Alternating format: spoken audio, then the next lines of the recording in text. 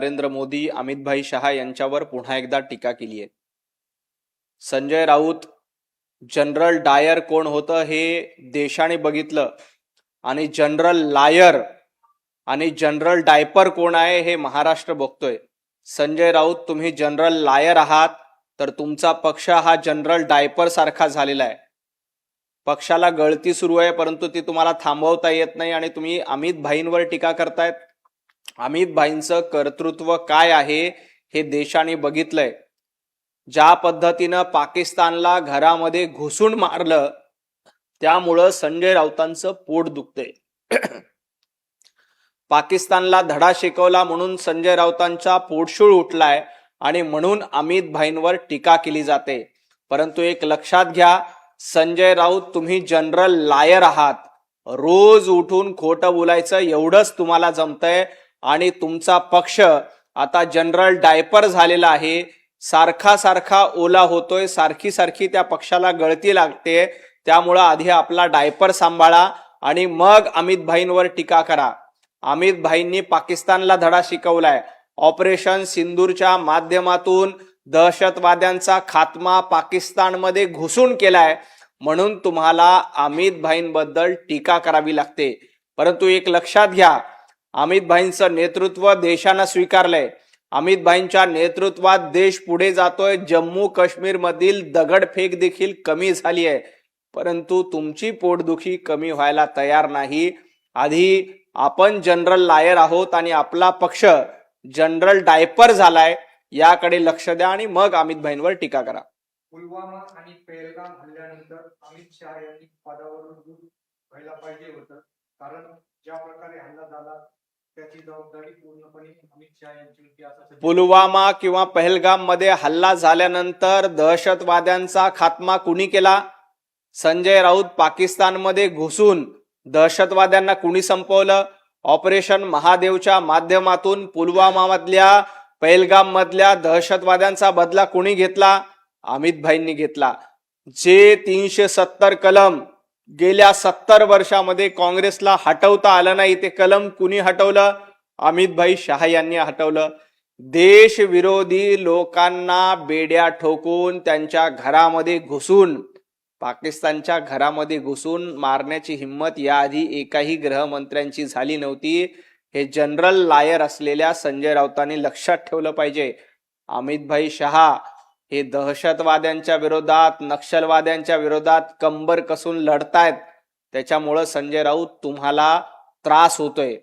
परंतु हे गोष्ट कायम लक्षात ठेवावी की अमित भाई शहांचं नेतृत्व देशवासियांनी स्वीकारलेलं आहे। तुमच्यासारख्या लायर लोकांना ते पटणार नाही म्हणून तुम्ही अमित भाईंवर टीका करताय।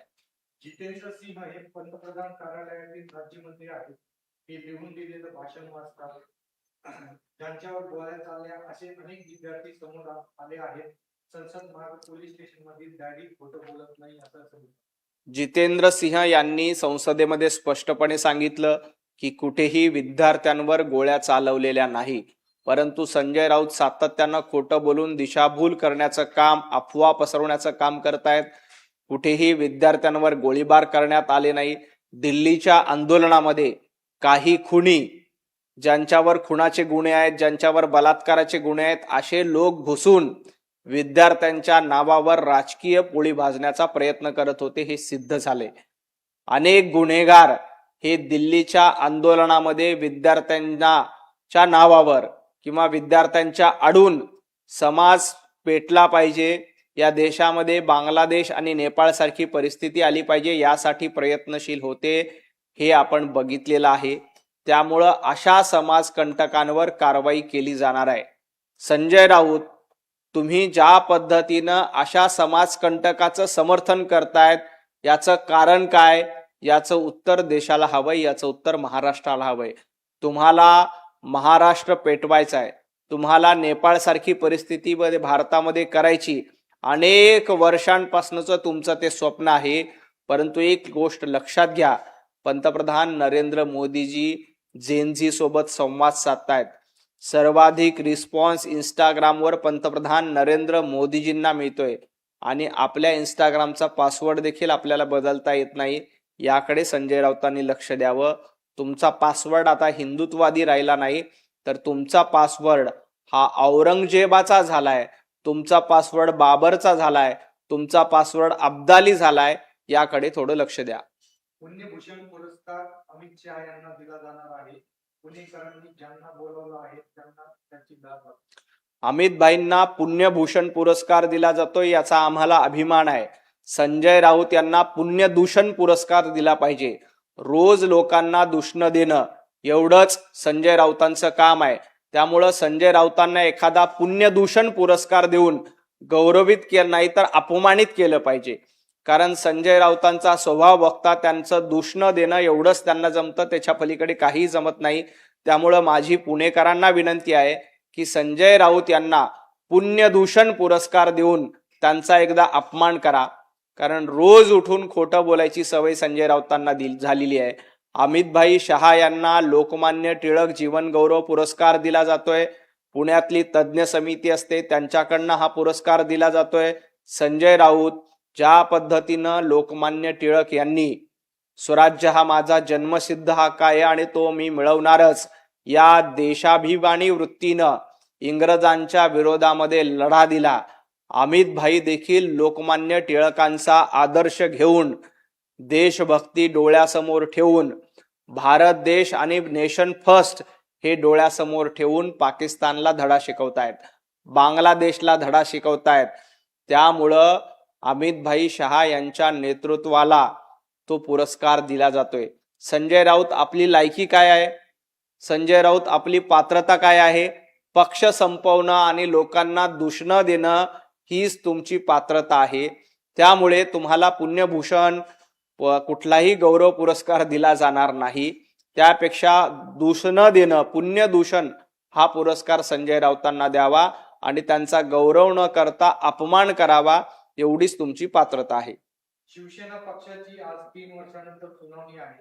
आता कॉर्पोरेट जनता पार्टीचे मुख्य संस्थापक काय निर्णय घेतात हे पाहू असं संजय राऊत. मुळामध्ये शिवसेना कुणाची याचा निर्णय हा जनतेच्या न्यायालयामध्ये स्पष्टपणे झालेला आहे. आपण विधानसभेची निवडणूक बघा, महापालिकेची निवडणूक बघा, लोकसभेची निवडणूक बघा, या निवडणुकीमध्ये एकनाथजी शिंदे हीच यांच्याच पक्षाची मूळ शिवसेना आहे. याच्यावर महाराष्ट्रातल्या जनतेनं एकदा नाही, दोनदा नाही तर 3 वेळेला शिक्कामोर्तब केलंय. संपतराव राऊत तुमचा पक्ष संपत चाललाय आणि लोकांनी तो संपवलाय, याकडे जरा लक्ष द्या. कोर्ट काय निर्णय द्यायचा तो देईल, पण महाराष्ट्राच्या जनतेच्या कोर्टामध्ये बाळासाहेब ठाकरे यांची शिवसेना ही मूळ शिवसेना आहे, ती एकनाथ शिंदे यांच्याकडे आहे हे लोकांनी स्पष्ट केलंय. धनुष्यबाण हा एकनाथजी शिंदेकडे आहे आणि त्यावर महाराष्ट्रातल्या जनतेनं विश्वास टाकलाय आणि पुन्हा पुन्हा सिद्ध केलंय की बाळासाहेब ठाकरे यांचे वैचारिक वारसदार कोण आहेत, तर एकनाथजी शिंदे आहेत. कोर्टामध्ये जो निर्णय लागायचा तो लागेल, पण जनतेच्या न्यायालयामध्ये खरी शिवसेना एकनाथजी शिंदे यांची आहे, हा निकाल लागलेला आहे. रोहित पवार यांनी भारतीय जनता पार्टीवर आरोप केलेत की महिला सन्मान भारतीय जनता पार्टीला जमत नाही. अहो रोहित पवार, महिला सन्मानाबद्दल तुम्हाला बोलायचा अधिकार आहे का? केतकी चितळे यांनी शरद पवारांबद्दल एक पोस्ट लिहिली म्हणून तिला तुरुंगात डांबणारे रोहित पवार तुम्ही होतात. आपल्या काकींबद्दल वाईट शब्द बोलणारे, अपशब्द वापरणारे रोहित पवार तुम्ही होतात. त्यामुळं महिला सन्मानाबद्दल रोहित पवार यांनी बोलू नये. ज्या पद्धतीनं ही विजय चौधरी यांची ऑडिओ क्लिप समोर आली, त्याच्यानंतर पक्षाने त्यांचा राजीनामा घेतला, त्यांनी देखील राजीनामा दिलेला आहे. त्यामुळं रोहित पवार यांनी महिला सन्मानाबद्दल न बोललेलं बरं. सातत्यानं महिलांचा अपमान करणारे रोहित पवार हे महाराष्ट्राला ठाऊक आहेत. केतकी चितळेंना अटक केली तेव्हा रोहित पवार मूग गिळून गप्प होते. आपल्याच काकींबद्दल अपशब्द वापरत असताना रोहित पवार गप्प होते. त्यामुळे रोहित पवारांनी महिला सन्मानाची भाषा करू नये, एवढंच मला त्यांना सांगायचंय. खूप खूप धन्यवाद.